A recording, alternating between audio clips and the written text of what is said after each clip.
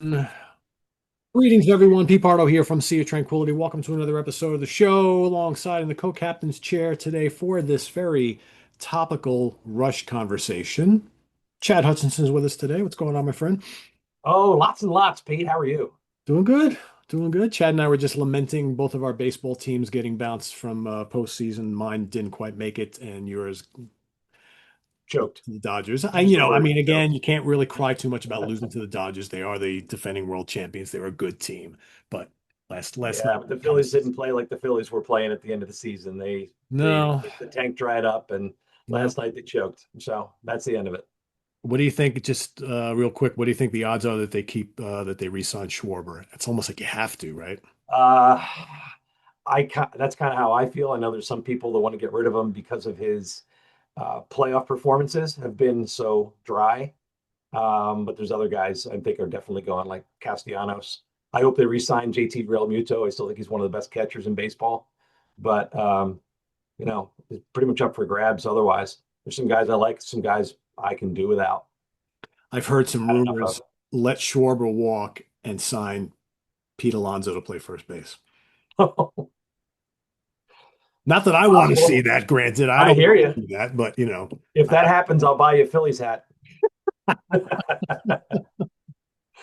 anyway, so Chad and I were kind of talking over the last couple of days, and because Chad is one of the biggest Rush fans that I know, and he's like, if you decide to do like a follow-up video on the Rush news, let me know. I'd love to take part in it.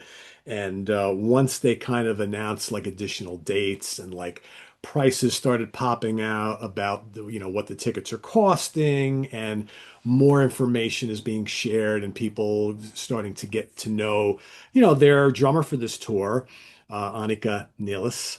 Um, I think it's time to bring back the conversation once again, whereas the couple days ago it was just basically like, well, here's a kind of reaction of the news. Now let's kind of get a little bit more into the weeds. Now that we've seen the tour expand, there's been a lot of discussion from people from Canada, not enough Canadian dates, right? So there's kind of a lot to talk about. So I guess to kind of start it all off, Chad just told me that he was able to get tickets for one of the Texas shows. So you want to kind of talk Yeah, a little bit about I was that? able to get tickets for two of the first two shows in Fort Worth. I have a good friend down there, lives in Dallas. He and I went to the Clockwork Angel store together.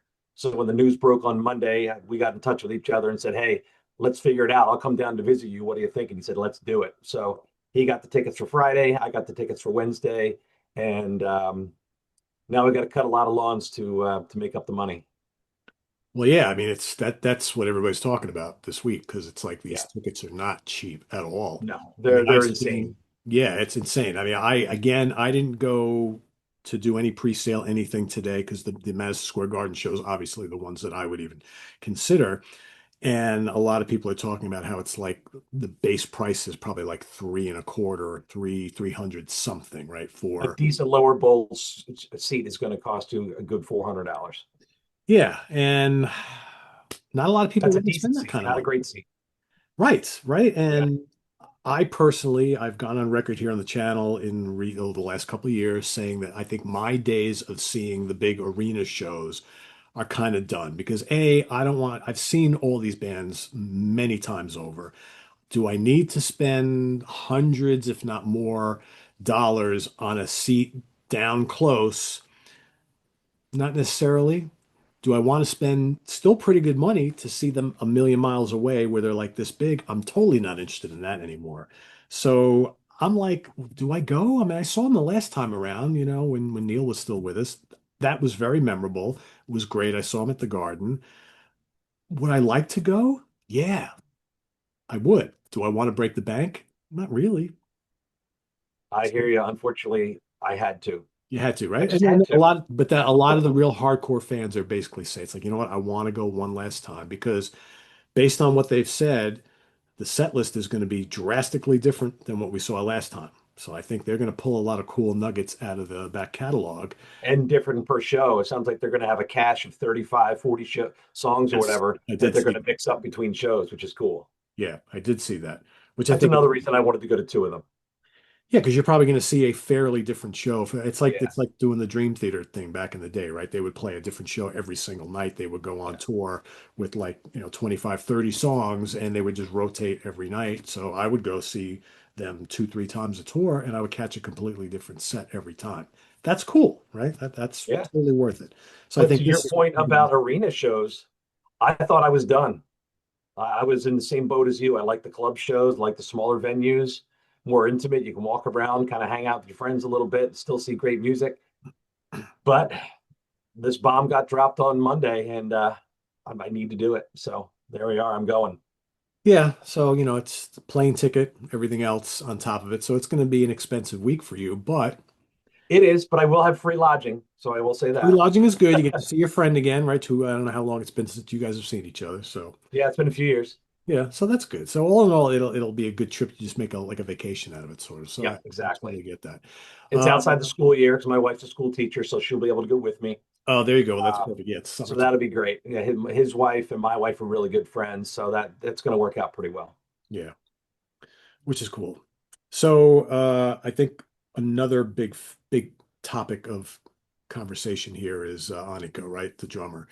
Mhm. So I read a lot of comments, not only on the video that I did the day all this news broke, people for or against her choice, right? I went on the Contrarians. Martin Popoff did a show as well, and all sorts of different opinions. I've seen stuff on Facebook throughout social media of everything from they can't use the Rush name. It's disrespectful to Neil's legacy and his and the whole legend of Neil to, they have a right to go out and play the music they want to play that they love, that they created, that they've got the itch, let them do it. To she's an amazing drummer. I've seen her with Jeff Beck. I've seen her do her fusion stuff. To who is she? Why did they pick someone no one's ever heard of? Why couldn't they just pick someone like Danny Carey or Mike Mangini or Mike Portnoy? Blah blah blah. I've seen all sorts of stuff, and mostly positive. Um, but I mean, the amount of negative stuff was crazy about like, people are insulted because they don't know who she is. Why Yeah, pick an unknown? It's like, well, among serious musicians, she's very well known, right? She's not a complete unknown. I wasn't really familiar with her, but that doesn't, with a little bit of digging, I've watched all sorts of stuff on her over the last couple of days. yeah, She's damn good. she's She's really good. good. Yeah, I mean, I think we can trust their judgment that they found who they feel is the right person for the job. She's Absolutely, you not, have to. It's their music, it's their band, and no disrespect to Neil Peart, who was my favorite drummer of all time. Technically, they were Rush before he was there.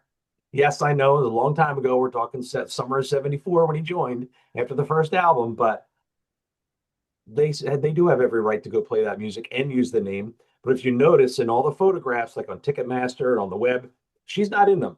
It's right. just Getty and Alex.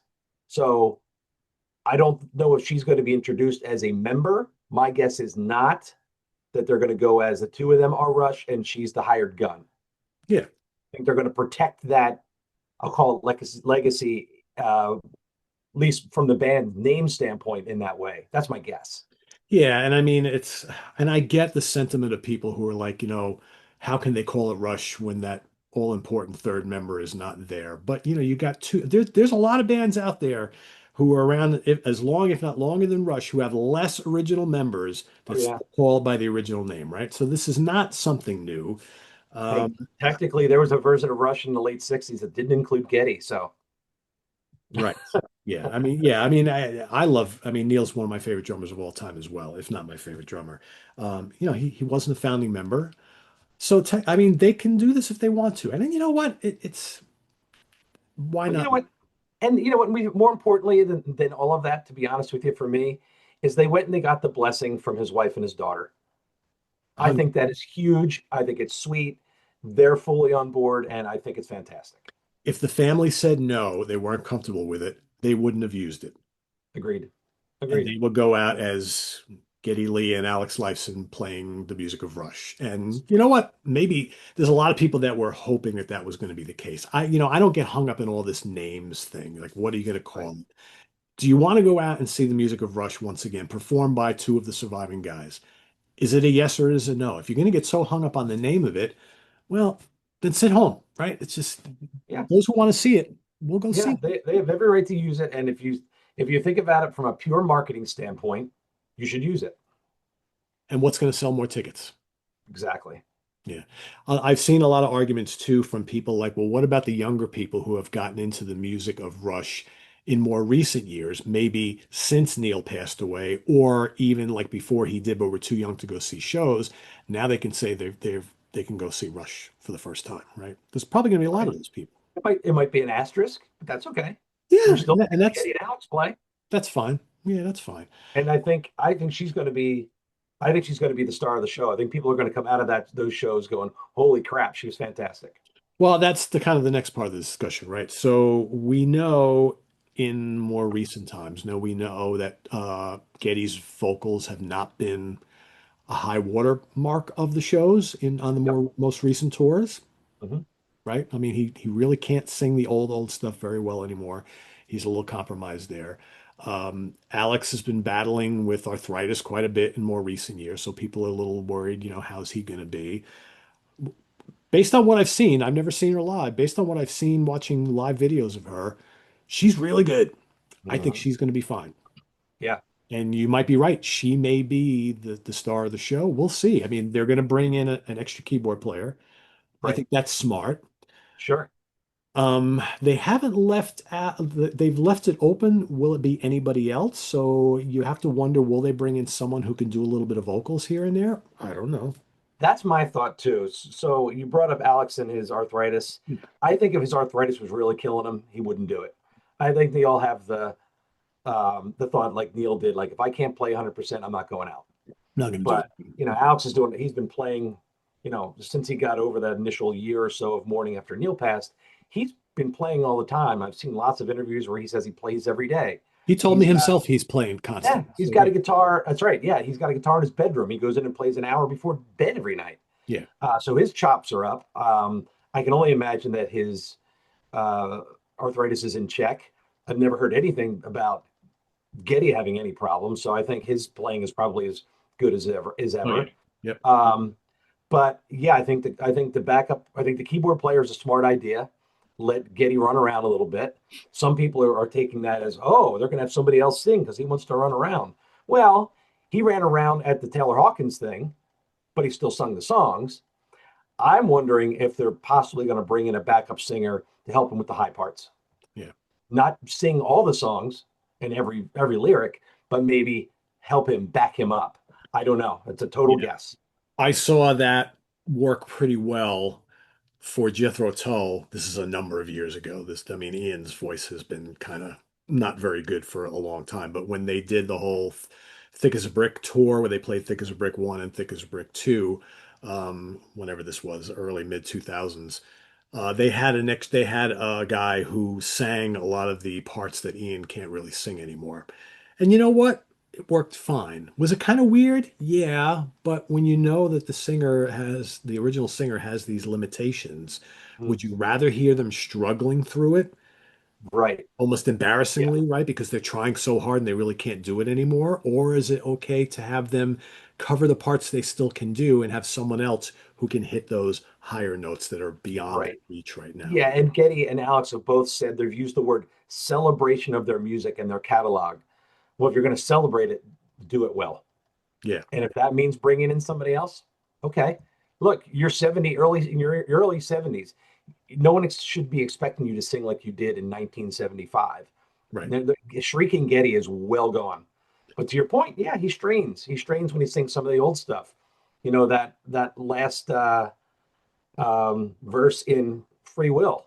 I mean, he can't hit those notes. No. Have someone help him out. So what? Yeah. Make it sound good, make it fun. And I Yeah. think that's what this is about. This is fun and it's a celebration. It's not an album tour. It's not Rush 2.0, as they said. So That's right. And if they have any thoughts of digging out like Bastille Day or the Necromancer, he's going to need someone else to help him there. that's for sure. Yeah, as far as like like ticket prices, I mean listen, folks, you either want to go and you can afford it, or you can't. That's just what it comes down to. I mean, tickets for these big arena shows are not cheap anymore at all. I'm trying to think Now of these the ticket brokers and promoters have just gone, they're out of control. yeah, yeah. I mean, I just I'm going to see Dream Theater in like 2 weeks at Nassau Coliseum on Long Island, and that's the first arena show that I'm going to in a while, other than seeing them at Radio City Music Hall, but that's a little bit smaller. But it's a 20,000 seater, and we the tickets were over $100, and we're not all the way up in nosebleeds. We're like a little bit down further, but they weren't cheap either. For Dream Theater prices, but this is going to be leagues higher than that. So if you're Yeah. going with a bunch of people, and someone's fronting the bill to pick up a bunch of tickets, you could easily spend like 2 grand on this show, Yep. just like that. Yep. So, does that suck? Yeah, I guess, but that's reality, unfortunately. So, why don't we touch on? I have the tour dates handy here, so we probably should take a look at that. Right. So we got 7 cities and now what, 20 dates? They added 8 shows from the Yeah, original yeah. 12. Yep. Which I kind of thought they were going to do because when I read off the original tour dates back when this was announced, there were all these like large gaps in between cities, which I figured, all Yeah. right, they're gonna pad this a little bit. I So, attributed that to, age and taking breaks and be able to fly home and well, see that too, families. yeah, that too. But Yeah. yeah, that there's still that room in there. Oh, there is. Yeah, there is. So I'm gonna go through the entire itinerary here. So it starts June 7th at the Kia Forums in Los Angeles. So we've got June 7th and June 9th, which is a Sunday and a Tuesday. So there's that day break. Then there's a day in between the Los Angeles, the next show. Oh no, I'm sorry. These are the all the forum shows. So there's four of them. I'm looking at this incorrectly. So we've got a break in between the first two dates. Then there's a break in between the next one. So then the next one is June 11th, then June 13th. So it's 4 nights at the Kia Forum, but a break in between each show. That's very smart. Yes. Very smart. And then there's a 5 day break between the Los Angeles shows and the Mexico City show, which I think Louis Nasser said he was going to try and get tickets to. So that is June 18th in Mexico City, Palacio de los Deportes. All right. So then between then and the next one, there's a 6 day break between the first Fort Worth show in Texas at Dickies Arena. So that's June 24th, then June 26th, June 28th, and June 30th. So which one did you get? You got the I'm first one? going to the Wednesday and the Friday, the first two. Okay. So the ones that were just added were the 28th and the 30th. Correct. So then there's a bigger break. So I'm assuming then they're going to go home for a couple of weeks and chill out because That's my thought.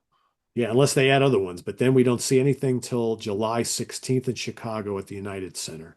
So that's 2 weeks. Yeah. That's plenty of time for them to kind of recharge their batteries a little bit. So they've got the 16th, the 18th, the 20th, and the 22nd at the United Center in Chicago. So again, a day break in between each of them, which is good. So that keeps up that it's pretty consistent with the rest of the tour. Then there's a 6 day break before they hit Madison Square Garden in New York City. We've got July 28th, 30th, August 1st, and August 3rd. Then about another 4 day break before they go to Toronto to Scotiabank Arena, August 7th, 9th, 11th, and 13th.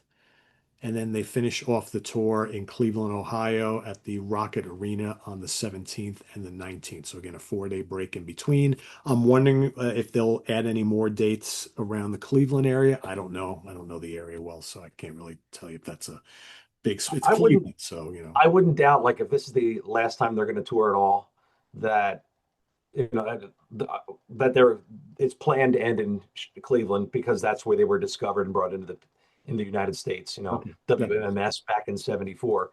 So it would make sense that that would be the last stop on the tour.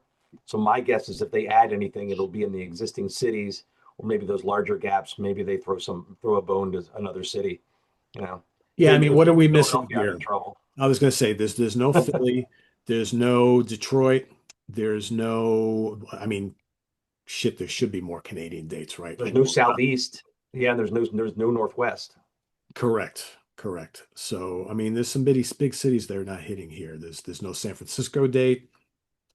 So, I mean, there's room for other big cities, but this is a pretty manageable short tour, I think. Yeah. And maybe this is all we're going to get. I don't know. Yeah, and I think as far as the tour dates and the cities they chose, I know some Canadians are a little bit bent, but I think they also have to look at this economically. Those are where they're going to the biggest bang for their buck. They're going to reach the largest diameter of people that can reach those cities. Um, and if they did like an all Canada tour, for example, first of all, it sounds a little too political, but it the that's not their revenue base. The revenue base was never all at home was never at home in Canada. If they did just that, they'd be losing the opportunity to. And I'm not saying it's a cash grab, but they'd be losing the marketplace that is the United States in those larger cities that they chose.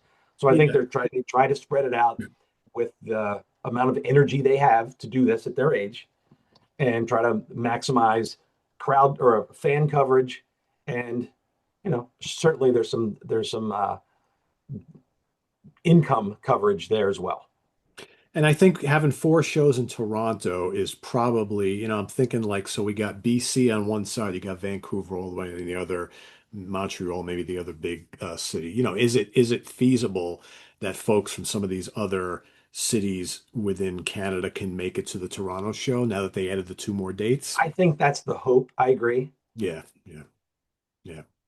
I think initially I heard it was the number of shows that was kind of was really the bug up a lot of people's butts that there weren't enough Canadian shows. So maybe the fact that they added two more nights at Scotiabank will kind of Ease satisfy that. some Yeah. folks. I don't know. Yeah. Again, Yeah. I don't know what it's like to travel from one side of the country to the other. I've never been up to Canada, so I don't really know, but who knows? Yeah. So yeah, I don't know. Anything else we need to cover here? I think it's good for the fans. I think I love seeing, and this I think is the key, and this is what really kind of gave me the positive kind of feel about this whole thing. To see those two guys talking about this together in that video, and you could see how psyched they were for this. Um, I think that's ultimately what it's all about. They want I to do agree. this. They miss doing this. The fact that, yeah, they miss it, they're excited about doing it. Playing with her in the same room has rejuvenated them, and as in their words, brought their music came back alive. Um, and I want to warn people that she's not going to go out there and clone Neil Peart's parts. Is she going to learn some of the classic fills? I'm sure she will. But I think these guys are going to give her every freedom to put her stamp on it while still paying high tribute to Neil and the music itself. I think so. I agree with you 100%. I And think I'm excited to that's the see way to that. do it. I don't know if anybody wants a robotic, replica of everything that Neil did. She should add some of her. No, if Again, you want that, honestly, if you want that, go see a tribute band. And there's a lot of really good ones out there. Some yeah, of those guys kill it. yeah, If you want to see it, go see one of those. But if you want to see a little different take on the drum throne and in a Rush context, this is going to be freaking fantastic. I yeah. think it's going to be amazing. I agree. And it's funny when I spoke to Alex a couple months ago. Uh, Without me. sorry. I had asked him about, working with Getty again and all this kind of stuff. And it's funny when you're talking to people sometimes in the moment, you don't catch like little glimpses and reactions and things like that. But Little pauses or something. right. I mean, we've already heard that this has been the genesis of this was like at least 6 to 8 months ago. So Yeah, he obviously knew that this was already in discussion when he spoke to me. But yeah, and it's funny, you go back and watch the interview now, the little looks on his face, like just trying to be like, non-committal about anything. I'm going to need to do that. I did watch it, but I got to watch it now that we know what we know. Yeah. So you should have told me, Alex. No, that's okay. It's funny because like I remember like it was yesterday when I was talking to John Petrucci from Dream Theater, and I had asked him about if they were because it had just come out in the news that he and Mike Portnoy had started talking again, and there was the whole news article of Mike showing up to a Dream Theater concert. Hmm. And I remember asking, he was talking about his solo record, and I think Mike had played on the solo record, and I'm like, Right. well, any possibility of doing Liquid Tension, again? And he kind of just like looked at me, and he's like, we can probably talk about that off camera. And then off camera, he admitted to me that it was already in the works and they were already working on an album, but he goes, do me a favor, don't say anything to anybody. So like right after that, everybody's asking me, what did he tell you? What did he tell you? It's like, oh, he didn't tell me anything, right? And then the news broke like 2 weeks later that they were working together. I knew eventually he was going to go back into the band. I knew that was coming. So you had to know after all that, right? Yeah. But yeah, Alex was really good. He didn't give me any additional info, so which is fine. Which is fine. The one thing actually, the one thing we should touch on is that in the initial video that came out on Monday, where Getty and Alex are in Getty's little studio, Getty did comment that, Alex comes over there and they play, and we've written a ton of songs besides playing Rush music and, getting back into that. But it's sort of a lost phrase where he said, we've written a lot of songs. Now, do I expect them to come to this show with any new material? Not really, No. because if it's a celebration of Rush music, and I think that's all going to include, the tenure with Neil, which is pretty much all of it. Um, but I wonder if they will put anything out as Alex and Getty and she plays on it. I don't know. See. It would have to be instrumental, I would think, unless Getty wants to write some lyrics, but it's not. I wouldn't write lyrics under the Rush banner. Right. You know? Yeah. That would feel weird, and really not fit the style. Getty has a whole different style of writing lyrics, and Alex has a really strange lyrics if you listen to the Victor record. But um, maybe we do get some new music from them at some point under some different banner. And if they like her as much as they seem to, maybe she plays on it. It could be some pretty Yeah. great stuff. I I guess don't to know. look into the crystal ball, that's a good point. Like so let's go out, let's play the music of Rush that we love so much that we created once again to get back into playing together. And Mhm. then let's do some new shit, right? Right, As right. us. Doesn't have to be as Rush at that point. Or, maybe they decide to do that. I don't know, whatever. But I mean, I would love to hear more new music from them, whatever it's going to be called, just Yeah, together. right. 100%. Yeah. That's the one thing in listening to, I'm all for Alex doing new stuff, right? I'm trying to get into the envy of none stuff, but it's just I hear you. it's not really my cup of tea, and there's not enough of him in it. Yeah. Yeah, And he's all atmospheric in that. Some of it's cool, it's catchy, the singer's yeah, great. yeah. Oh, It's she's just amazing. stylistically, it's not quite what I want to listen to. Yeah, yeah. Doesn't mean it's There's an not good, audience it's just for it not out my there. thing. Yeah, What's that? I said there's an audience for it out there. It's not Sure. Rush fans though, I don't think. No, I don't think so either. No, but I want to hear him doing, big cool riffs and crazy solos and lots of cool textures, and I want to hear Hmm. Alex Lifeson. Yep. So. And it's very exciting that we're going to hear it one more time. Yeah, yeah. So for those who are willing to shell out the cash to go, now's the time. Pre-sale is all happening today. I guess it started, and I guess Yeah, the next Citibank Sunday. credit card pre-sale started today at noon local time. So for the Texas shows, it was Central Time. Um, and I think that runs through Sunday. And then the artist pre-sale starts Monday. So get your codes, get signed up. Yeah, and then next Friday is the official for everybody date. So Right, right. yeah, I don't know. I may look and see like what the deal is, and I don't know who else is going. That's I know a lot of people are talking about it, but sometimes for something like this, it's like I should just go look and just get it. If I really, really want to go and I want to spend a little bit of money, just go buy a ticket, and then worry about who all's all going later on. Just we'll meet up before the show, and whatever. So Yeah, and I'll tell you, like I think a lot of people got into that queue this morning, and when they went to pick their seats, they saw the sticker shock and dropped out. I oh, really do. yeah, Um, but if there's anybody out there that's going to the first two Fort Worth shows, look me up. We'll get a beer and celebrate these guys. that's what it's all about. It's about celebrating the music anyway. So cool. All right, so folks watching, just let us know your thoughts down in the comments below. If you've gotten tickets, let us know where you're going and what you thought of the ticket prices and where you're sitting and all that sort of thing. And let's just talk Rush down in the comments. So I want to thank Chad for coming on today and Thank you. helping out with this discussion. You were the right man for the job, as I knew. So always good talking Rush with you. And we'll see you all soon here on the channel. Visit us on the web at www.seatranquility.org. We're on Facebook, YouTube, and Instagram. All the All the damn time. That's right. Please subscribe if you haven't already and click on that notification bell so you get alert of all of our content as a post. And please do hit the like button before you leave. For Chad Hutchinson, I am Pete Pardo. We'll see you all soon. Go Rush. Take care, everybody. Bye bye.